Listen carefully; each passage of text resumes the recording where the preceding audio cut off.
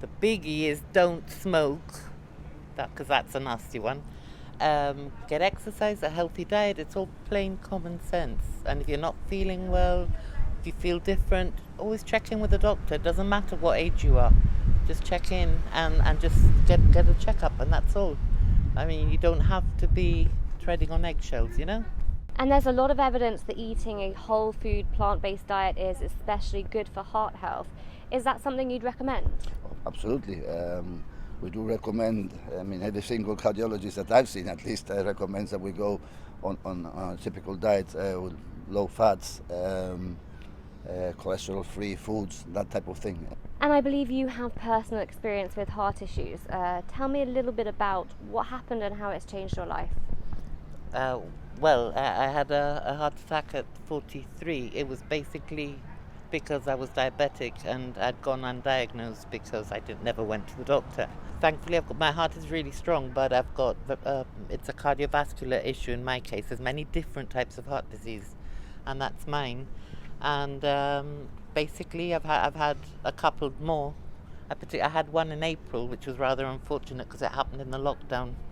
And it was very unpleasant having to go over to Spain and on your own because you couldn't take family members. I had a stent repaired, but one thing that we're working a lot on is the cath lab, which the cardiologist at the hospital is able to do the stenting in Gib.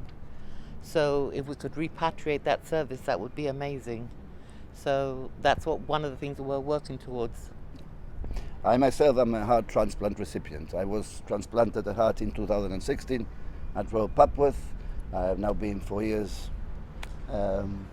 pain-free, basically. I'm living a relatively normal life, but my problem started very early on when I was 33. So my disease was called cardiomyopathy, and it's one of the type of cardiovascular diseases that is very common nowadays. So what advice would you give to people in your position? I would give, stay healthy, basically. Stay healthy, eat low-fat foods, do your walking, do your exercises, have a drink, one or two, do not drink a whole bottle, but those are the main points, basically common sense. And if something happens to you, it's not the end of the world. There is life after a heart incident. There's a program at the hospital which is excellent. It's not running at the moment because of COVID, but hopefully it'll come back soon. It's a cardiac rehab, and I'd recommend it to anyone who has an episode because it gives you back your self-confidence and it helps you get back to a normal life, and you realize that you can do everything the same as you did before. So, that is very important, I think.